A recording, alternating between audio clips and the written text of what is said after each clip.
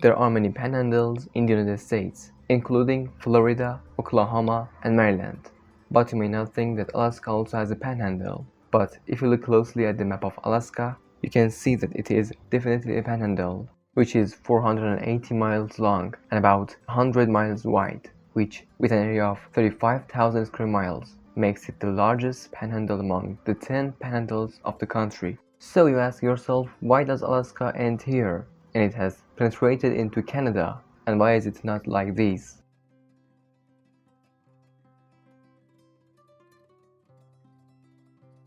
Welcome to another video from Geography Tour channel.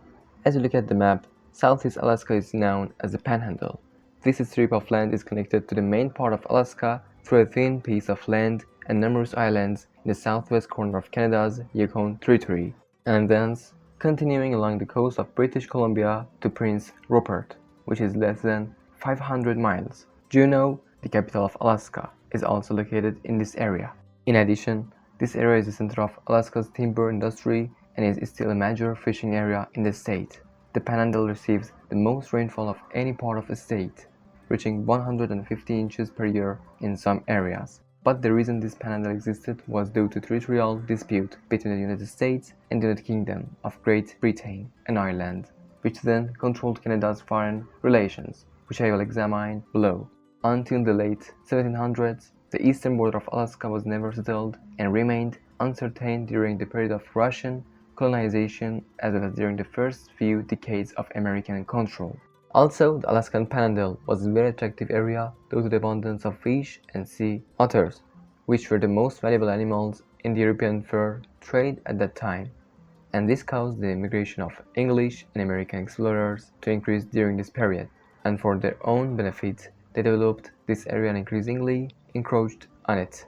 In 1825, the British and Russian governments signed the Treaty of St. Petersburg, which defined their respective colonial boundaries, which also established the southern coastal boundary of the Panhandle near Prince Rupert, British Columbia. However, the treaty did not clearly define the eastern boundaries, as the region was rugged with mountains and was not a priority for the negotiators.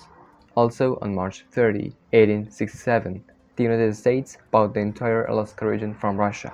The purchase of Alaska came at a strategic moment for both countries, because after the Crimean War between Russia and Britain in the 1850s, Russia feared that Alaska would be easily conquered by the British in the event of a future war. For this reason, it was interested in reducing its possible losses by selling this territory. In the 1840s, the United States quickly secured positions along the Pacific coast, from California to British Columbia, and some American officials hoped that Washington might even claim what was then still British Columbia. It was a British colony. But with the purchase completed, the Canadian colonies in the east were negotiating confederation, a process that was completed on July 1, 1867, and 4 years later, on July 20, 1871, British Columbia joined Canada, thus meeting American aspirations for control. Complete North Pacific coast ended.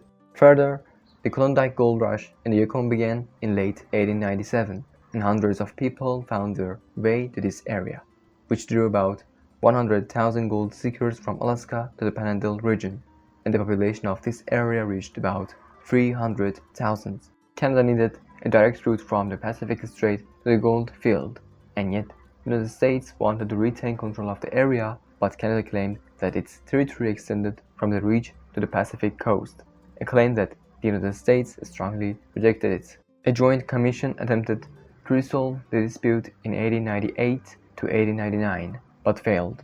Then the problem was referred in 1903 to an international tribunal whose members included 3 American and 2 Canadian politicians. Canadian and American representatives supported the territorial claims of their respective governments, and according to the 1825 Treaty of St. Petersburg, it was clear that the border should be located 56 kilometers east of the ocean coast, but it was not clear how the ocean coast should be defined.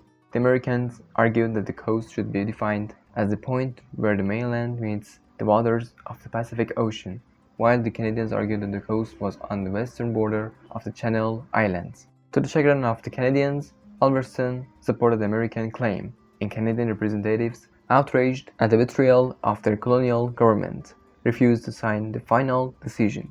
However, this protest action did not prevent the implementation of the decision, as the question was submitted to binding arbitration, and when the resolution was issued on October 20, 1903, a strong wave of anti-British sentiment was set in motion in Canada.